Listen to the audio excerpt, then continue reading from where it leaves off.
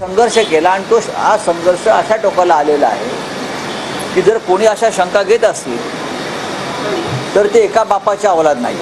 मी स्पष्ट बोलतो, आमच्यावर शंका घेणारे मग ते कोणत्याही पक्षाचे असो, त्यांनी त्यांचा बाप दाखवावा नाही तर श्राद्ध करावं. स्वतःच्या स्वार्थासाठी आमच्या स्वाभिमानावर शिंतोडे उडवणारे हे लोक आहेत. याला गांडूगिरी म्हणतात. समोर येऊन लढा. अशा बातम्या पसरवून, अफवा पसरवून जर कोणी लढणार असेल ना तर त्यांना या महाराष्ट्रात राजकारण करण्याचा अधिकार. शिवसेना महाराष्ट्राच्या स्वाभिमानाशी तडजोड करणार नाही आणि महाराष्ट्राचा स्वाभिमान पायदळी तुडवणाऱ्यांशी हातमिळवणी करणार नाही. त्यांच्याशी हातमिळवणी करणं म्हणजे औरंगजेब अफजल खानांशी हातमिळवणी करणं. कोमटरावांनी नुकतंच एक विधान केलेलं आहे. विधान अत्यंत चमत्कारिक आहे मित्रांनो आणि चक्रावून टाकणारं आहे. कोमटरावांचं म्हणणं असं आहे, कोणीही येतं आणि माझा वापर करून जातं. आता यातून कोमटरावांना काय सांगायचं आहे तर या अगोदर भाजपने माझा वापर केला आणि आता 2019 पासून शरद पवार आणि काँग्रेस माझा वापर करत आहेत. कोमटराव या अगोदर आपल्या भाषणामध्ये बोलले होते की लहानपणी मी लहान होतो, मात्र त्यांच्या एकंदर वागण्यातून असं जाणवतं की ते अजूनही लहानच आहेत.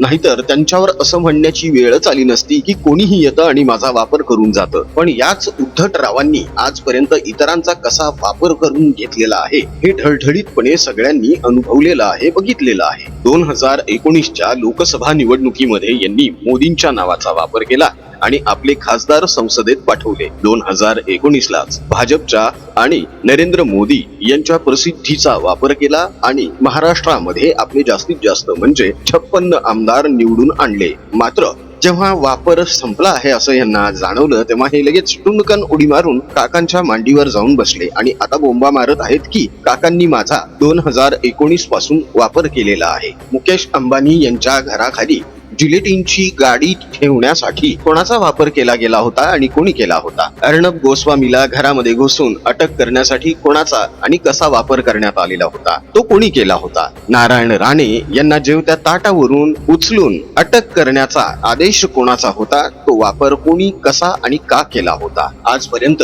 हे स्वतः इतरांचा स्वतःच्या सोयीप्रमाणे वापर करत आलेले आहेत आणि आता नियतीने यांच्यावर अशी वेळ आणलेली आहे की यांना म्हणावं वाटतंय की आमचा वापर केला जातोय, याचा आम्हाला अतीव दुःख होत आहे. थांबा हो, अजून थोडी कळ सोसा. 20 नोव्हेंबरला निवडणुका होऊन जाऊ द्या, मग तुम्हाला कळेल की तुमचा खरंच कसा वापर करण्यात आलेला आहे. थोडक्यात यांना असं म्हणायचं आहे की माझा वापर करून मला बाजूला फेकून देण्यात आलेला आहे. आता मित्रांनो, आपण एक छोटंसं उदाहरण बघूया की कोणकोणत्या गोष्टींचा साधारणपणे वापर केला जातो आणि त्या गोष्टी फेकून दिल्या जातात. साधारणपणे प्रवास करत असताना आपण एखादी पाण्याची बाटली घेतो, त्यातलं पाणी संपलं की ती बाटली आपण फेकून देतो. टिश्यू पेपर वापर झाला की आपण फेकून देतो. अशा असंख्य वस्तू आणि गोष्टी आहेत ज्यांचा वापर झाला की आपण त्या फेकून देतो. तुम्हाला सुद्धा जर अशा काही गोष्टी आठवत असतील तर कमेंट मध्ये नक्की कळवा, म्हणजे आपल्याला त्या गोष्टींचा संबंध कोमटरावांशी लावता येईल. म्हणजे आपण तुलना करून बघूया की नक्की कोमटरावांचा वापर कोणत्या वस्तूप्रमाणे करण्यात आलेला आहे. कोमटरावांनी आपल्या राजकारणासाठी, आपल्या सोयीसाठी हिंदुत्वाचा वापर करून घेतला.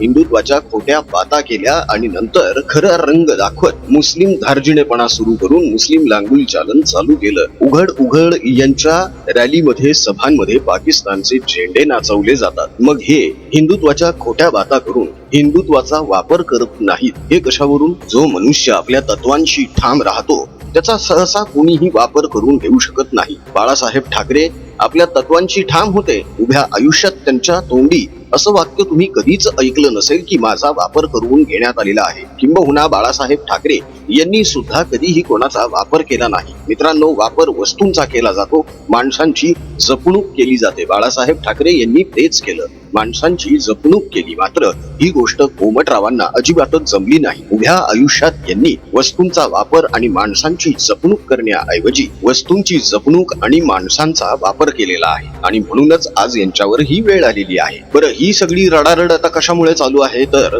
यांना विदर्भामध्ये जास्तीच्या 12 जागा लढवायच्या आहेत, ज्यासाठी काँग्रेसने मध्ये खोडा घातलेला आहे. काँग्रेसने म्हणजेच नाना पटोले यांनी आपल्या वरिष्ठांना म्हणजेच सोनिया गांधी, राहुल गांधी यांना कळवून टाकलेलं आहे की यांना विदर्भामध्ये जास्तीच्या 12 जागा अजिबातच द्यायच्या नाहीत. मध्यंतरी अशी सुद्धा अफवा सुरू झाली होती की कोमटरावांना पश्चाताप झालेला आहे आणि कोमटरावांनी भाजपसोबत गुप्त बैठक केलेली आहे. पण सुरुवातीलाच तुम्ही जो व्हिडिओ बघितला ज्यामध्ये संजय राऊत म्हणत आहेत की ही केवळ अफवा आहे.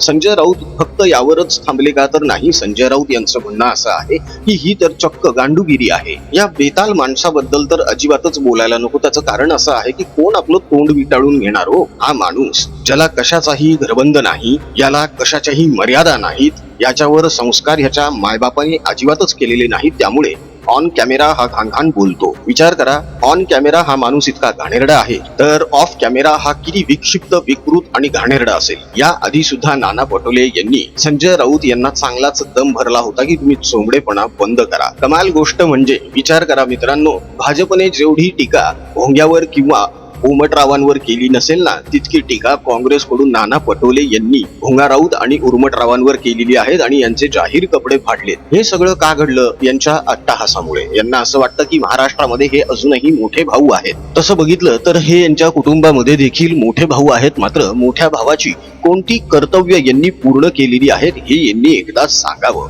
स्वतःच्याच भावाच्या विरोधात हे बापाच्या मालमत्तेसाठी न्यायालयात गेलेले आहेत. यातूनच दिसून येतं की हे संपत्तीसाठी किती आपापलेले असतात.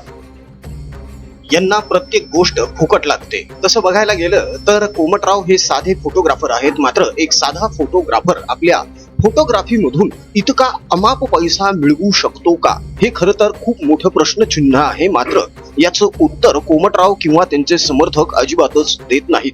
त्यामुळे साहजिकच कोणीही संशय घेऊ शकतं की कोमटरावांकडे जी संपत्ती आहे ती सगळी घोटाळे करून, भ्रष्टाचार करूनच कमावलेली आहे. आता यांनी इतकी अमाप संपत्ती कोणाकोणाचा आणि कसा वापर करून कमावलेली आहे हे ते जाहीर करणार आहेत का? मित्रांनो, तुमच्या डोळ्यात देखत ही लूट झालेली आहे. मात्र त्याकडे कानाडोळा करून काही अंधभक्त, होय यांचे अंधभक्त, यांचे शेळे वडापाव खाणारे, यांचे शेणके अजूनही यांना समर्थन देतात. मात्र आता 20 नोव्हेंबरला विचार करून मतदान करा मित्रांनो. मुख्यमंत्री पदासाठी कोमटराव इतके का हपापलेले आहेत याचं गणित अगदी साधं, सोपं आणि सरळ आहे. कोमटरावांना माहित आहे की जर आपण मुख्यमंत्री बनलो नाही तर आपल्या हातामध्ये सत्ता असणार नाही, पावर असणार नाही आणि मग नंतर मुंबई महानगरपालिकेची निवडणूक सुद्धा आपण निश्चितच हरणार आणि भ्रष्टाचाराचा आपल्याला मिळत असलेला पैसा बंद होणार. तेव्हा मित्रांनो, 20 नोव्हेंबरला मतदान करत असताना नीट सारासार विचार करून मतदान करा. कोमटराव जसं म्हणतात की आजपर्यंत सगळ्यांनी माझा वापर करून घेतलेला आहे, तसा तुमच्या मतदानाचा वापर यांना करू देऊ नका.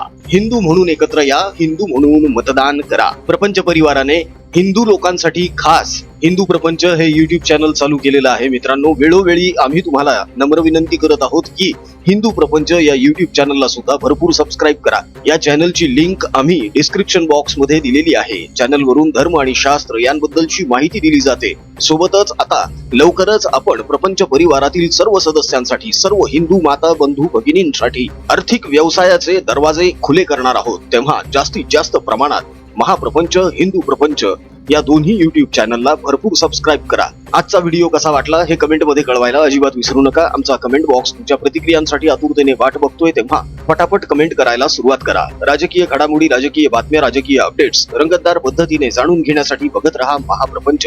पुन्हा भेटूया पुढच्या व्हिडिओमध्ये. जय हिंद, जय महाराष्ट्र, वंदे मातरम, जय शिवराय, जय शंभूराजे, जय भवानी, जय जगदंब, भारत माता की जय, जय श्रीराम.